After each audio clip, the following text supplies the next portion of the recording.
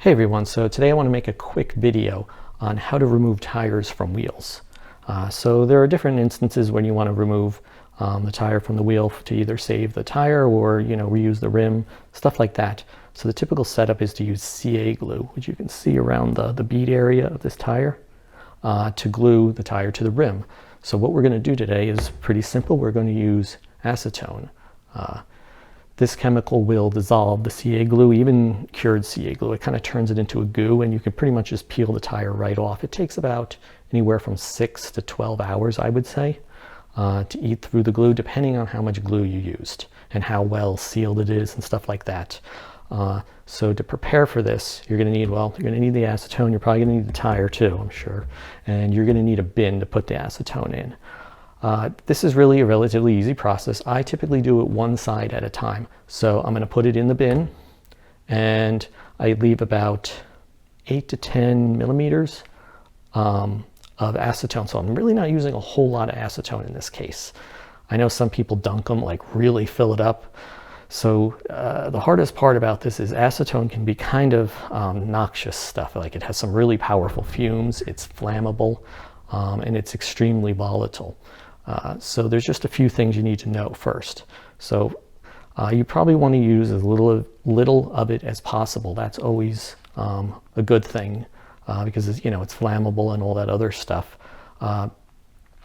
But one thing you have to be careful of is you got to make sure you have a bin with a seal on it, because this is really volatile, the acetone that is, and it will, even if there's just a little gap in there from like a regular bin that just kind of pops on, that just kind of clips on or whatever, without a seal, it will eventually evaporate. It will evaporate very quickly and come right out, and you'll open it up later on, even 12 hours later, and find no acetone in there. And now it's all in the air, and that's really not healthy to have those fumes. When I open this up, I know that it's been in there a while. I'm going to get hit with the fumes as soon as I open this up. That's why I'm kind of not opening it up yet until I'm ready to put the tire in there. So there's fumes. It tends to evaporate very quickly, so you need a sealed case, and it's highly flammable. So those are really the issues with using this method. You just got to be careful of this. Also, you want a plastic that's acetone will attack plastics, so you want a plastic bin. In this case, it's made out of polypropylene, where it says like a 5 for the recycling sign, and it has a PP on it. That means polypropylene, and acetone cannot eat that away. It also cannot eat away at nylon, which is what I believe this plastic is. So so there's that. So you do have to be careful about what plastics the acetone is coming in in contact with. As far as rubber, it's generally safe for rubber. The rubber, it's been known to dry out rubber, just letting you know. So usually when you're doing this process, you're using it on wheels or tires like this that are essentially on their second life, so to speak. These have been used quite a bit. They're already kind of dried out, if you can see, so I'm not too concerned about that. So that's another reason why I'm trying not to use too much acetone. I pretty much want the acetone to make contact with just this part of the wheel right here, this bead area. And I don't want to soak I don't want to soak the foam for sure. It's going to mess up the foam. So you want to keep it away from that. If you're probably going to need to reuse your foam. I mean, throw away the foam after this. But trying to keep the acetone in contact with just the bead and as little else as possible. I've heard that it can weaken nylon a little bit, but I don't think that's going to really be a problem. I've never seen that or never had an issue with that. So I try to keep the acetone in contact with with as little of the whole wheel and tire as possible. So I just put in about 8 to 10 millimeters, and then I put the tire in, and it should be about like that. And it'll sit in there like that. And then after about 6 to 12 hours, I take it out, I flip it over. I do it one side at a time. And that's how I do it. Usually I'm doing buggy tires with this one, so I can get 2 of them in there, come back, and then I flip them, and then I'm usually done. I'm good to go. With this, I happen to be using a Stadium truck tire today, and I can only fit one of them in there, but it's fine for demonstration purposes. It'll just take me longer to do this. So without further ado, I'm going to open this up, and I might brave the fumes, and I'm going to take this and put it in there. Let it sit, and now, yep.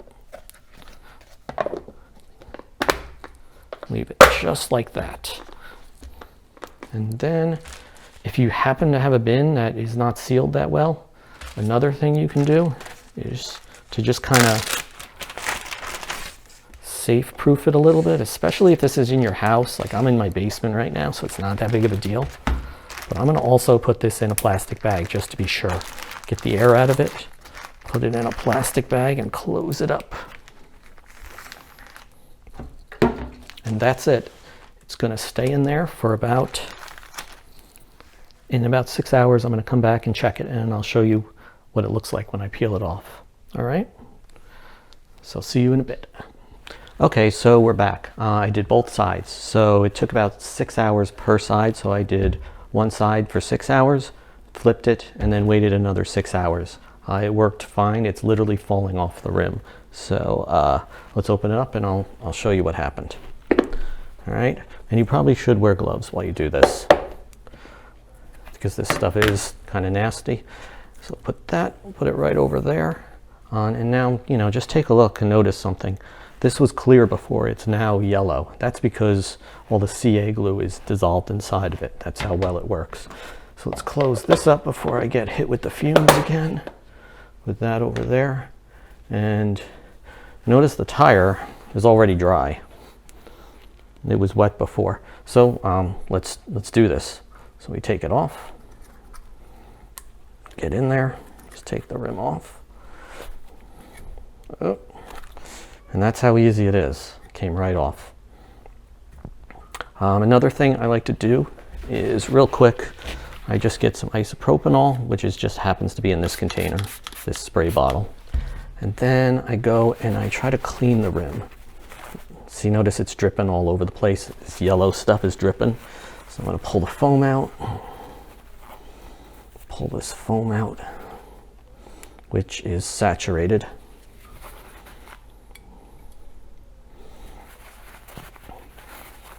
Yeah, I'm going to need a lot more to clean this rim. And see how messy this is? That's pretty much one of the big issues with this. So that's pretty much how you do it. So basically, you know, dry it all out, and then go around here and clean with usually isopropanol. And that's it. That's what it looks like. All right, I'm all done, and this is the finished product. I did a little bit of testing on this wheel. So what I did was I found that if I put one side in for an hour, it was a little bit difficult to peel off. But if I put it in for 2 hours, so I did one side for an hour, and then I did the other side for 2 hours, with these wheels, these tires and everything, 2 hours, and it fell right off the rim. I did the other side for just an hour, and I had to kind of peel it and fight it off a little bit. So I would say 2 hours to 1 hour and a half is the sweet spot for removing tires, at least in my case.